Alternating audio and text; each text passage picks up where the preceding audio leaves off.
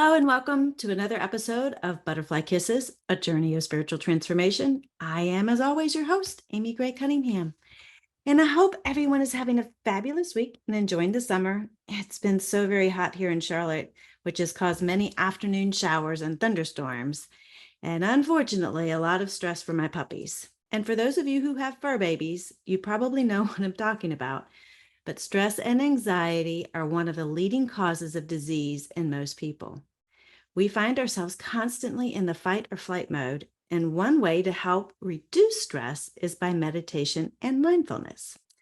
Today's guest is a meditation and mindfulness coach. Meris Gebhardt is highly regarded and a prolific teacher who specializes in corporate and individual meditation.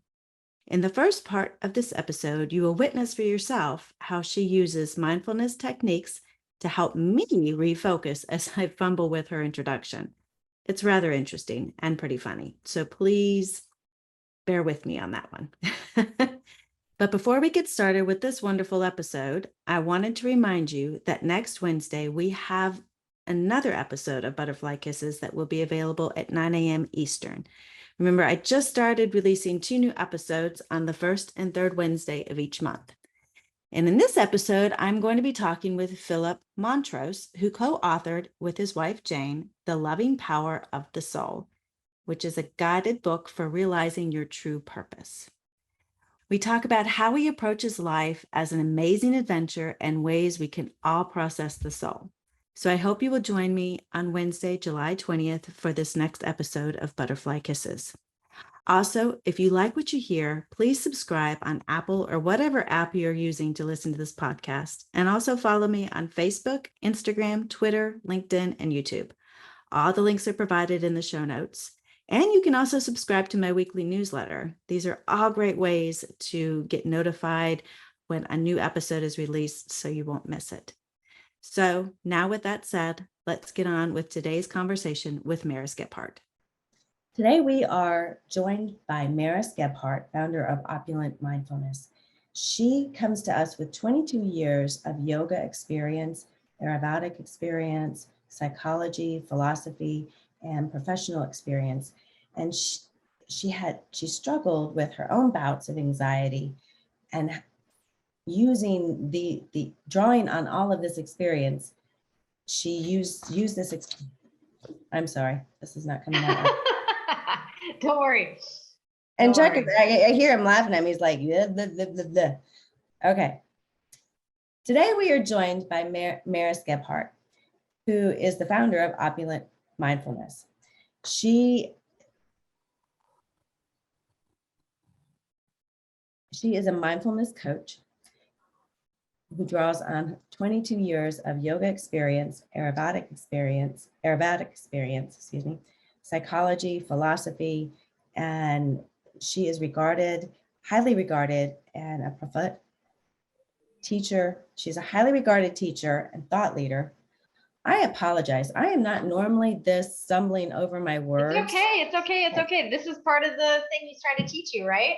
Yes, and I'm so glad that I can edit this out. And not on autopilot, right? So I think we get into autopilot mode, and instead being in the very presence of each word, feeling it, seeing it, understanding it, experiencing it, and then delivering it in your own natural way.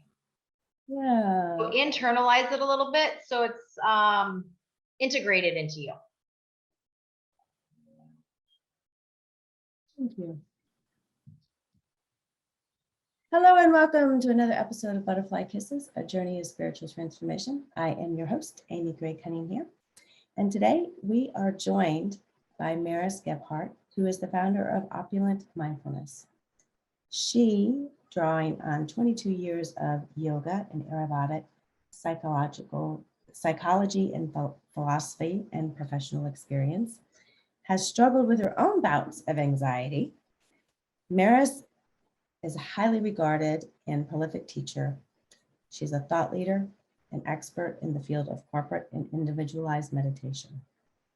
She accepts clients from all around the world, and actually today she's in Italy, believe it or not. So she's coming to us from around the world, which is really kind of cool.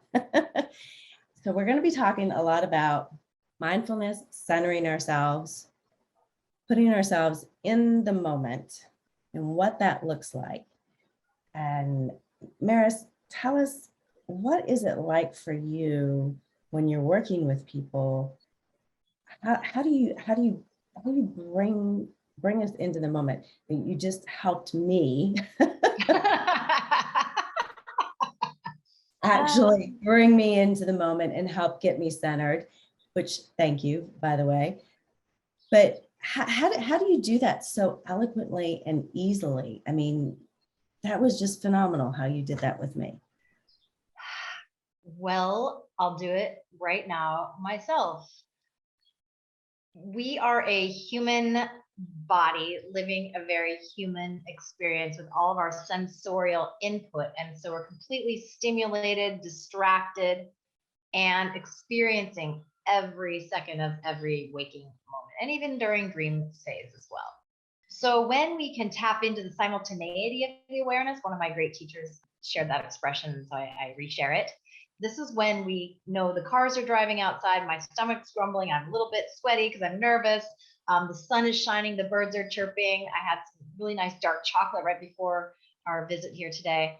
And so all these things are happening. And when we drop into that connected instant of presence, then we're in our authentic experience, our authentic selves, and we can come through and guide from that deeper place of wisdom versus a topical, this is what I'm supposed to do. This is all the noise people are hoping to hear. This is what is expected of me.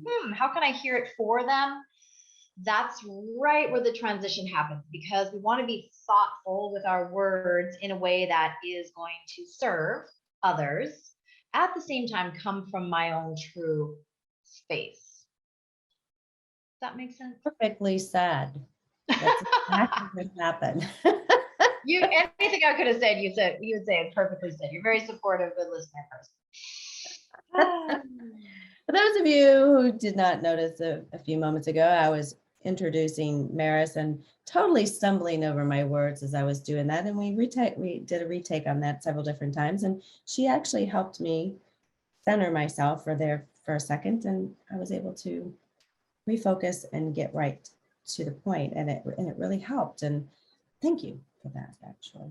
So, how did you discover meditation and mindfulness, and what led you down this path? So in that bio you read about me, I think the last thing in kind of the first sentence was about psychology and philosophy. So I'm a very heady person. So I started with the thinking and the observation and the awareness and stress, right? As a child, like having lots of turmoil and transition in my home. Growing up, I had to really root down into who I am.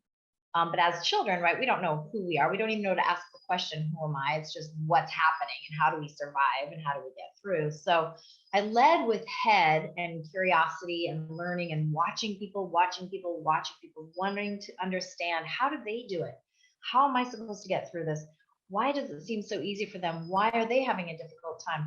So really, truly the exploration of how to navigate the world in my own way and understanding with the tools I've been given and the family I was dropped into, as we mentioned before recording, and just synthesizing all this into a way. My roots, for sure, my Catholic roots, especially being in Italy, are really highlighted, but play a serious role in the work I do, because much of Catholic belief system is steeped in service. So I really believe in service, and I'm going to be giving a presentation a little later today, and my focus is going to be recharge. So when we serve too much, we are completely drained, burned out, and we might not be riding that wave of inspirational service, moved service, compelled, emoted service. We're more in I should do this to be a good person. I have guilt. I've seen people do this. Everyone else is doing this, right? So that's a burnout phase level of service. And my father said a really smart thing, and I've remembered it. When you feel pity for yourself, it's a sign that you're giving out too much. And that balance of self-serve, soothing, healing, nurturing is depleted because you're so focused on the external outside. And especially in this world of social media where it's all about the image and the picture and the external validation, we're completely deplete within our own experience of internal validation, internal acceptance, and an internal source of energy. That is really good advice. When you feel pity, you're giving too much of yourself. Mm-hmm. Because in our Western culture, I mean, I'm in Italy, it's still Western, I'm Western. And I had a call with a guy that just this week, and he's like, well, I grapple with meditation and self-care because it's selfish. And yet it just isn't. It just isn't. Yes, we can start reflecting into our navel and get all consumed and carried away. And in that's ego, that's fear, that's small instead of the bigger, larger. It's important that I am joyful, because when we see joyful people, it's contagious. They share that joy, it gets on us, it gets in us, and then we in turn become joyful and serve and give and feel restored and fueled by their joy. So it's important that we practice a level of self-care, self-nurture, and not feel the guilt about it. Joyful people are contagious. Be contagious. Yeah, that's a good one. Good nuggets. Ooh, you're giving me some good nuggets today. I love it. Yes. And so are sad people. That's true. Depleted people, burnt out people, people who are negative and feel lack. And I mean, I'm talking to myself here. It's not, we all have those phases. Why me? Why don't I have enough? If only this, right? We get into this song and dance about pity, and then, okay, turn it around. I have so much. I am grateful. Look at all that I have. I'll just pause for a moment, soak in all the massive abundance around me, the smell of the flower, the warmth of the sunshine, just the simplicity. It takes miles and miles and miles around this earth, kilometers, rotations of the earth. And then we arrive at simplicity. So either I can help save you this, travel, and it'll be interpreted today and now, or you're still on that quest for finding your simplicity. But in the end, it is simplicity that will give us most joy. So you also work with corporations in meditation. I mean, do you find that a lot of corporations like to work with you? Do they find it as important in their culture, meditating? They dread it, they hate it, they can't stand it. I mean, part of that is true because it is uncomfortable to show up for meditation. Yet everyone values it, believes in it. I listen to a lot of podcasts, admittedly, so I have a lot of teachers, and I pick and choose what I want to draw from their wisdom, what speaks to me, what resonates with me, what starts to piece together my whole message, my story, my belief system, my value system. And there's one that I especially appreciate. This is Louise Hayes with the School of Greatness. And he interviews all kinds of experts, really superior in their fields, mostly millionaires, multimillionaires. That's really not the point I want to make. The point is, because that's how he does some of his filtering. But some of the gurus he's interviewed and just business owners and people and successful in their fields, again, all meditate. So that's not why I go to Louis, but that is what comes out of every single interview I listen to with him. These people all meditate. So it reaffirms my value, appreciation of it. People who are wealthy or not, everywhere in between, meditation guides them. It's their own personal imprint for what is channeling through them, their purpose, their mission, their work, their own brand, right, as a human being in this planet, in this lifetime, in this fleshy body. So I'm informed by some of these experts, and meditation is just a thing that needs to happen. And so I'm able to usually impart this to corporations, and sometimes it's led by the CEO who says, hey, this is the culture we want, we're going to do this. Sometimes it comes from HR, hey, we really want you to feel well and cared for, so you care more about your work. And so we're offering this self-care service, and so you're welcome to join. Open. It's a suggestion and an open offering, not a forced mandate by any stretch. Yeah, and those who attend are really solid, committed, extracting valuable practices and considerations and absolute rewiring of this gray matter between ears, and changing their lives. I have all kinds of testimonials I can share. Why do you think meditation works so well? Because it's not a quick fix. Interesting. And it's personal, and you can't do it wrong, and it's simple, and it's free, and it's accessible, and it's past the test of time. It's practiced by all kinds of, religious, economic, geographic, cultural, racial, sexual orientation kind of boundaries. And it's really just the exploration of me, I, you, who am I? And so, though we want to pretend we aren't thinking about ourselves, we're all really thinking about ourselves a lot. So anytime we can explore more, what is this about me and my life and who I am and this, it's kind of interesting. And there's never an end. And the mind is the final frontier. So we'll never be bored with it. I've been doing this yoga for 23 years, meditation, of course, all that time, because Shavasana is meditation. Yoga is a moving meditation.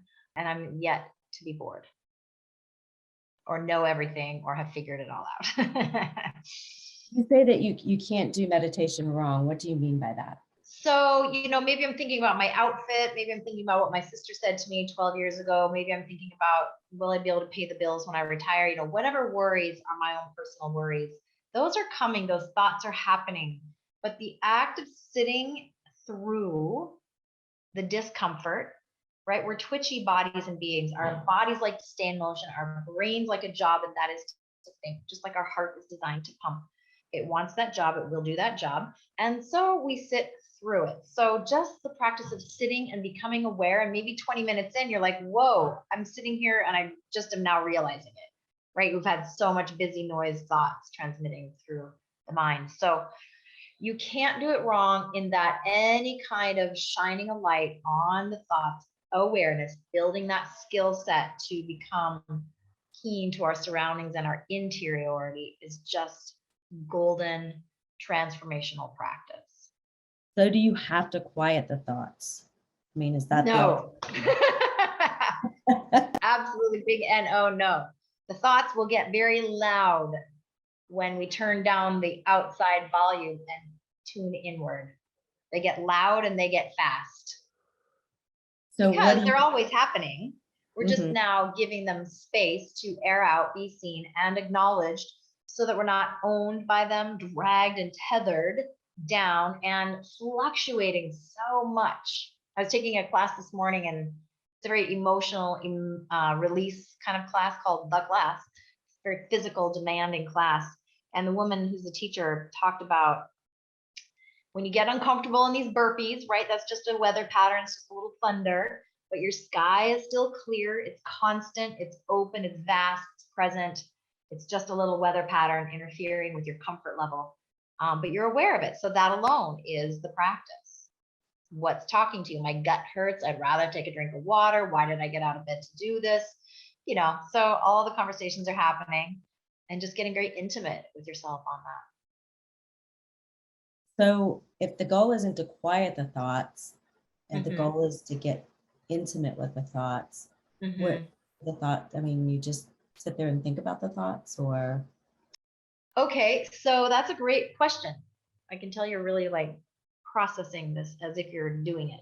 So that is the time where we acknowledge the thoughts. We don't engage the thoughts or identify with the thoughts. Oh, I feel sad. And by the way, thoughts, 60 to 80,000 thoughts a day. Yes. Most of them ruminatory, repeated, recurring thoughts, and they're textured with emotions. So they're really embedded in our limbic system that is traveling through our body and landing in form of physical pain, discomfort, tension, knots, stomach aches, heart palpitations, dry mouth, shortness of breath. These emotions trigger a stress response. So when we are in the meditation, noticing the thoughts, we give those thoughts that have been stored up and stuffed down and put on the back burner, back shelf, because all day we're having experiences and thoughts are coming up, thoughts are coming up. We can't address them, process them, and clear them all out in real time. So the meditation is that time where those past compressed thoughts, emotions, experiences finally have a chance to be seen, heard, aired out. We just witness them lightly, witness without attaching, without, like I said earlier, identifying. So, oop, there's a sad thought, there's a sad emotion, there's a happy emotion. Am I happy? Am I sad? No, I am a human body in this mind, this fleshy existence on earth. I'm just experiencing these passing through right now. Because to identify with them takes us high and low and on this weather pattern that's now not just out there, it's in us and creates all kinds of oscillations and disturbances. So you just let them float on by. And I mean, sometimes we won't even know we're processing it and thinking about it and figuring it out and maybe getting even to an answer. So let that happen. Let it happen. Let it happen. And that's why in meditation, wisdom speaks to us. But often, mostly, the wisdom speaks not during, but after, because we've given ourselves a chance to air out all that. Like, think about telephone wires and like your two ears of the posts. You've got wires between static, static, static, static. Now, when we get off the meditation cushion, that's when we get that clarity away from the static. And so then the wisdom speaks to us. A sentence might just pop out. You're doing the dishes and you're like, oh, yeah, that's the answer I was looking for. And the difficult thing is, what is the question? Yes, I was just getting ready to ask that. Very interesting. You're a mind reader. Look at you. So how long do you normally meditate for? Well, I try to aim for 20 minutes in the morning after I've done my exercise. And ideally, we don't check our social media, emails, communications, text, whatever, WhatsApp, for the first 90 minutes of the day. Sometimes I'm good at that. Sometimes I'm not. But my day always goes better when I follow that rule, because I'm not letting someone else's words or needs or opinions dictate my state of well-being. And this week, I'll just share with you, I have a new theme every week for our live sessions. This week, the title is called, This Is It. This is it. What if this was it? This moment, this taste, this place, this life, everything I have, I don't have.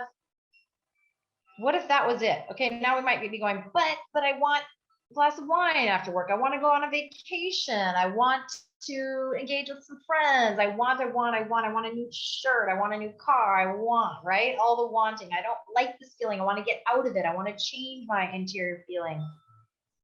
What if that was it though? That's it.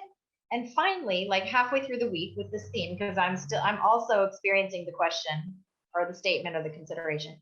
This is it. I journaled this morning about this is it. Okay. And it's uncomfortable, and I don't like it, and I wish it was better, and I want this, but if this was it, I know I can get through it. I know it's a little uncomfortable, but I can tolerate that, and it's okay. And if I start with that as my baseline, then everything else is just golden, sparkly. Wow, how special. I don't have that discomfort. I don't have that longing. I connected with someone, and I smiled, and it just felt illuminating with him. So, Buddhist, which is not really my line of study and practice, but the Buddhism will tell us that life is suffering, right? So we're starting with that as a baseline. So anything above that is golden, special, magic, and peace. Expectation can really taint our ability to feel joy. Yes. Mm-hmm. How can meditation help with anxiety and depression? And obviously it will have an effect on your mood. Mm-hmm. Mm-hmm. So it helps to raise your vibrational levels. Yes. So there's benefits in that respect. if somebody has been depressed for many, many years and has been on medication, can meditation help them Yes. actually reverse that? Yes. So I'm a bit frustrated with the pharmaceutical world because they just can't wait to get people on meds. I was facing a very high anxiety, we'll even call it depression situation, decade ago. And so the question was, shall I go on meds or maybe meds? So I chose meditation versus medication, and it has made all the difference for me. And I've not been in other people's shoes to know how heavy a situation might feel, depression, anxiety, but I know for myself, uncomfortable, scared, shaking, clawing at the sheets. When is everything going to be okay? Fearful, trembling, fuzzy in my head. Yeah, I just go back to the shakes, like a stomach ache all the time. All the time. It gives me like, it takes my breath away even just thinking about it. So I turned to meditation, and it was just those 3 or 5 minutes where I would walk my dog, sit on this hill as the sun was coming up, the warmth of the sun, sometimes gray, whatever, on my face. I paused, and in that spot, I felt safe and the world is going to be okay. And it was a very short window, but it gave me a glimpse into, how can I spread this out, and link together more of those 3-minute segments until the yucks and the tracting and kind of getting into the dramas and calling that in or engaging it were no longer interesting, because I'm big on replacement theory, right? If I'm spending time in heart opening and awareness and softness and safety and love cultivation and nurturing and connecting with others and giving love, then you just push out the attraction for yuck. I mean, yes, we're human and you maybe get it 80% right. So that practice was where I began. And to this day, this week, the consideration of this, what if this was it? We think about less what I can grab out there to put in here, or how can I get out of my skin to feel better? How can I be somewhere else? We do interior energy vibration raising activities or shifts, mood shifts, energy shifts, chemical shifts in our bodies, like stand up and do some jumping jacks, go out in nature and just feel the air on your skin, smell a flower, light something that gives you a nice awakening of your senses, an incense or a candle or some essential oils. Do some breath work, shake out your body. We absolutely can interrupt, chant, sing, dance, scream, something to interrupt and reframe and realign, reignite our interior. And those tools are at our fingertips anytime. They're free, accessible, anywhere, anyone. Those things take us out of our anxious state, a depressive state, a pity state, a sense of lack, and they shift us right into gratitude and appreciation, and instantly elevates us. It's easy to get caught in fear and ego and oh no and self aggrandizement and shrinking, constrictive. But I work and talk a lot about expansion and life affirming and brightening. So those things are possible. We have to actively practice, actively, proactively, even get ahead of it sometimes, right? Because when we're in that state of heavy anxiety, depression, I have no energy, right? Because emotions either lift us or physically really drain us, and we can't get off the couch, or we can't get up, or what's the point of anything? So important to get ahead of it, give a thought that gives us uplifting, and then that becomes contagious the next day. Do you believe that sometimes or our emotions can actually cause our body's physical dis-ease or disease? 1000%. If we don't, 1000%. do you feel that meditation and mindfulness can help move us through that? Yes. into So a not only safe- is there science to support that meditation helps to reduce someone's perception of their pain, we have all kinds of stories recounting cancer patients who are living through excruciating, paralyzing pain. And they can take the meds and they can take meditation. And so there are placebo studies where they do meditation versus meds, and they don't know it.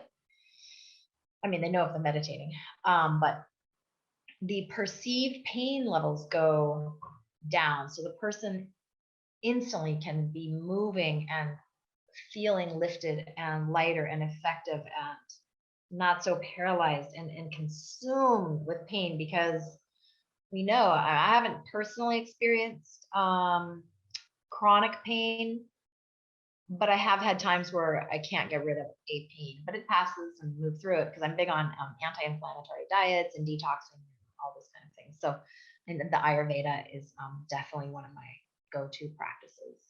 To answer your question, yes, emotions can paralyze us. Meditation can help us have a relationship with the pain and to loosen it up. So think about a necklace or a chain that has a knot. If we lay it down on the table and then we like pull on the ends, we just tighten the knot and makes it worse.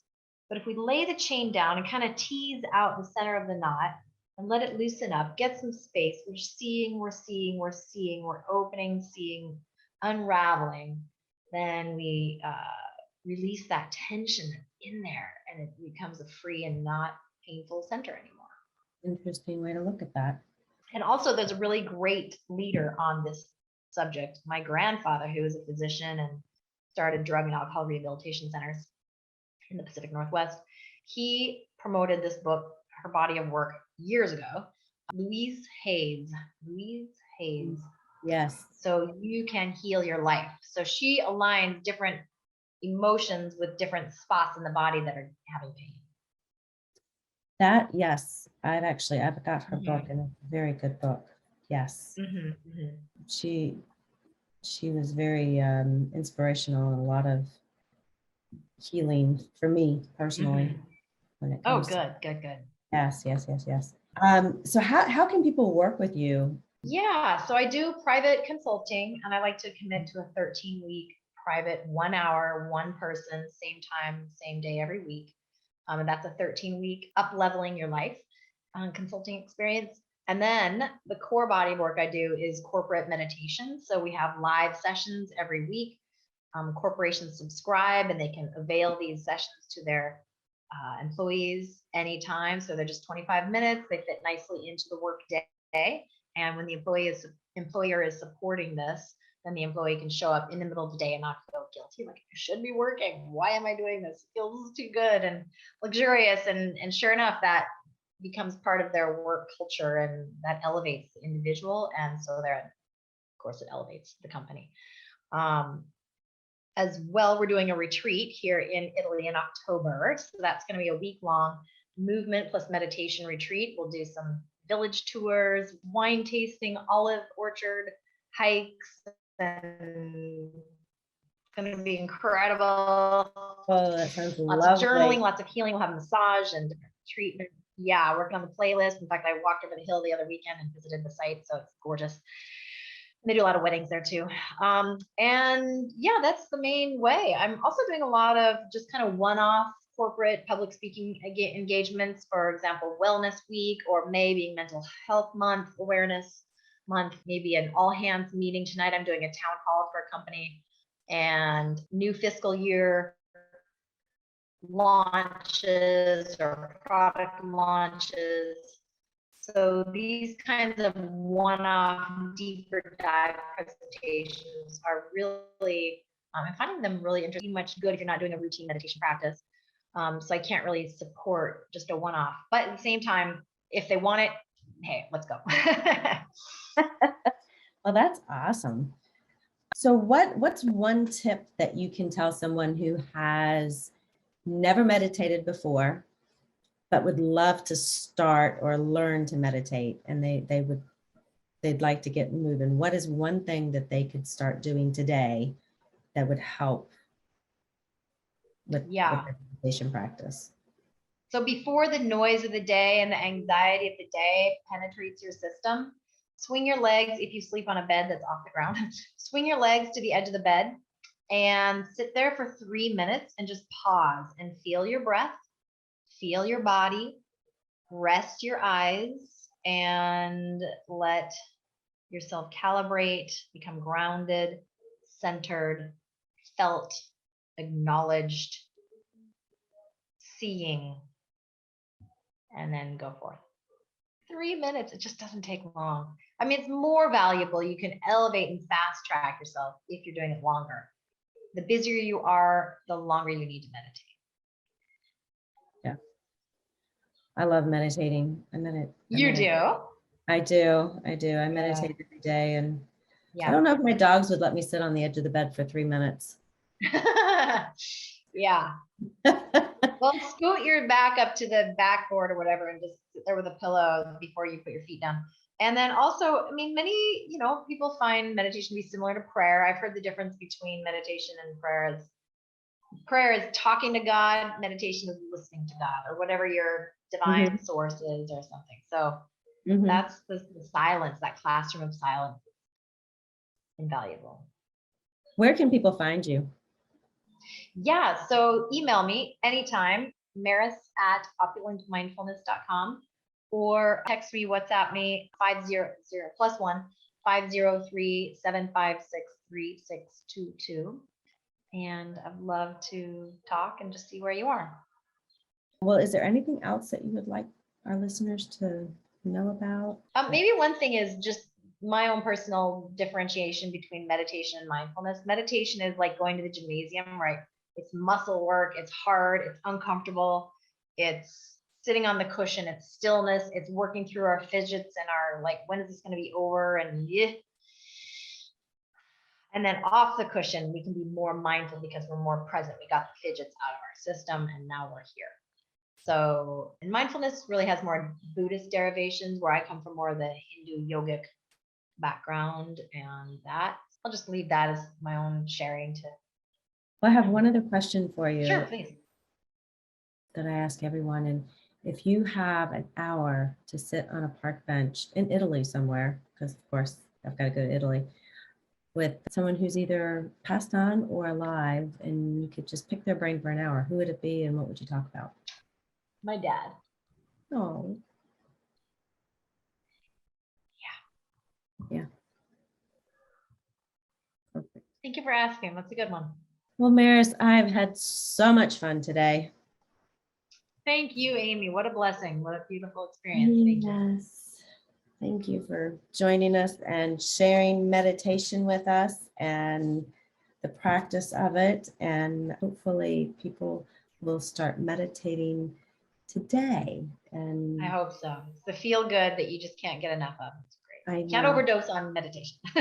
I know. I love meditating. I love the experience of it. And I will have your website and your email and everything on the show notes. So hopefully people can reach out to you if they have questions. Yes. Would like to. And anyone's welcome to be a guest anytime. Awesome. Well, thank you so much. Okay. Thank you, Amy. Keep up the good work. Thank you. You too. Namaste. Thank you. Thank you for joining me on another episode of Butterfly Kisses, a journey of spiritual transformation. If you like what you've heard, please subscribe by hitting the subscribe button. This way you won't miss it when a new episode is released. Also, if you're interested in learning more about Akashic Record readings, you can schedule a free 15-minute consultation with me by visiting my website at AmyGrayCunningham.com.